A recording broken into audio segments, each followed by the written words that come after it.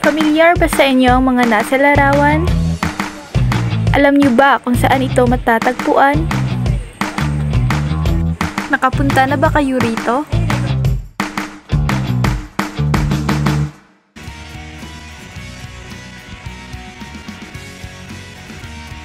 Ang Rehiyon 7 na kilala rin bilang Central Visayas ay binubuo ng 4 na lalawigan: Bohol, Cebu, Negros Oriental at Siquijor. Ang rehiyon ay mayaman sa kultura at kasaysayan at kilala sa magagandang tanawin at atraksyong panturista. Ito ay matatagpuan sa gitnang bahagi ng kapuluan ng Visayas. Ang rehiyon ay may kabuuang populasyon na humigit kumulang 8,81,988 ayon sa senso noong 2020.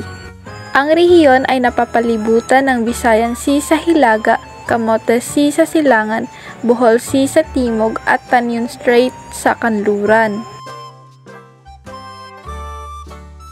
Bago dumating ang mga Kastila, ang Cebu ay kilala bilang isang makapangyarihang rahanate na pinamumunuan ni Raha Humabon. Sa panahon ng kolonyalismo, ang Cebu ay naging sentro ng Kristyanismo sa Pilipinas. Ang rehiyon ay naging mahalagang daungan at sentro ng kalakalan. Ang Cebu ay kilala rin sa kanyang pagiging tahanan ng Sinulog Festival, isa sa pinakamalaki at pinakamakulay na pagdiriwang sa bansa. Ang Cebu ay kilala bilang Queen City of the South. Ang Bohol ay isang lalawigan sa Pilipinas na matatagpuan sa rehiyon ng Central Visayas.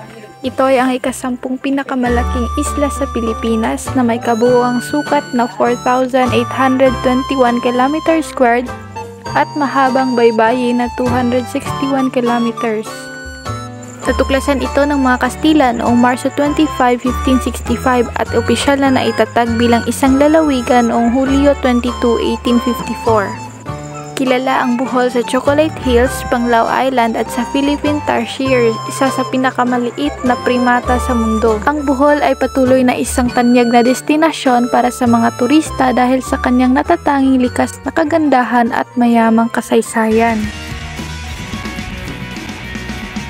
Ang Negros Oriental ay isa sa mga lalawigan ng Rehiyon 7. Ito ay matatagpuan sa timog silangang bahagi ng malaking isla ng Negros at hangganan ng Negros Occidental.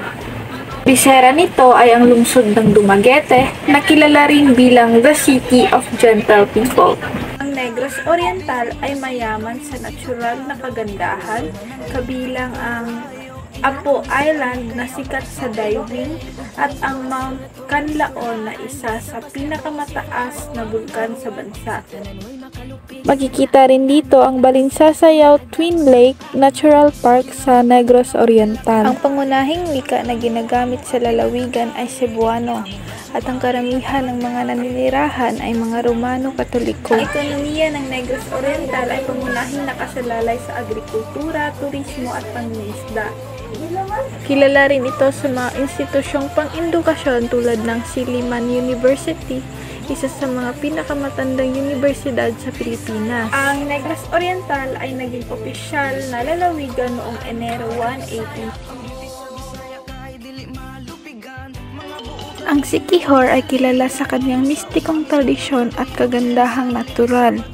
Ang kabisera ng Siquijor ay ang munisipalidad ng Siquijor at mayroon itong populasyon na 103,035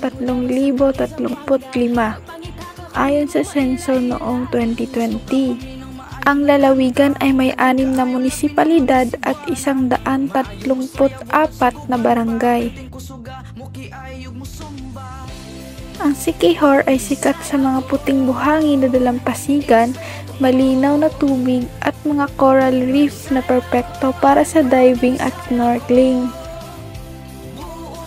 Ang Siquijor, na kilala rin bilang Isla de Fuego o Island of Fire, ay mayaman sa kasaysayan at alamat. Bago pa man dumating ang mga Kastila, ang isla ay pinamumunuan ng mga tribong hari at kilala sa pangalang Katagunas dahil sa dami ng mga puno ng tugas o mulave na tumutubo roon.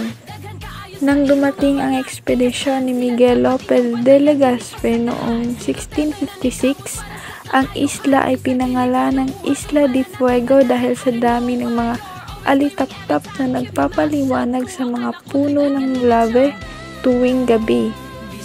Sa panahon ng pamumuno ng Amerikano, ang Siquijor ay naging bahagi ng Pilipinas sa ilalim ng Treaty of Paris, hanggang sa ito ay maging isang ganap na lalawigan noong Setyembre 17, 1971 sa bisa ng Republic Act 639612. Sa Lagadoong Beach sa Siquijor na sikat sa malinaw na tubig at magandang diving spot. Ang panitikan ng Rehiyon 7 o Central Visayas ay mayaman at magkakaibang uri. Ito ay tahanan ng mga manunulat na gumagamit ng iba't ibang wika tulad ng Cebuano, Hiligaynon at Ingles sa kanilang mga akda. Ang panitikan ay pangunahing pasalita na may mga alamat, epiko at mga awiting bayan na nagpapakita ng kultura at tradisyon ng mga katutubo. Sa pagdating ng mga Kastila, nagkaroon ng pagbabago sa panitikan dahil sa impluwensya ng Kristyanismo. Lumitaw ang mga akdang nagtatampok ng mga aral at kwento mula sa Biblia. Ang tigmo o bungtong. Halimbawa, sa araw murag haligi, magayi murag pagi. O, sa araw ay parang poste, sa gabi parang pagi. Ang sagot, banig. Sanglitanan o salawikain. Ang hipong natutulog pagdadon sa sulog. Ang hipong tulog tinatangay ng agos. Sa Cebu, ang mga kwento ay tinatawag na sugilanon. Mubong sugilanon naman ang tawag sa maiikling kwento. Pinadalagan naman ang tawag nila sa mga anekdota. Gumalaysay ang tawag ng mga Cebuano sa sanaysay. Maraming manunulat ang may pagmamalaki ang Rehiyon 7. Sila'y kinikitaan ng talino sa pagsulat sa iba't ibang larangan ng literatura.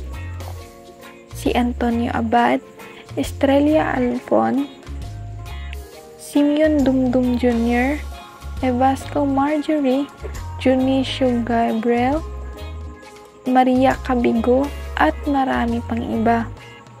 Ito ay kinabibilangan ng mga sumusunod na akda.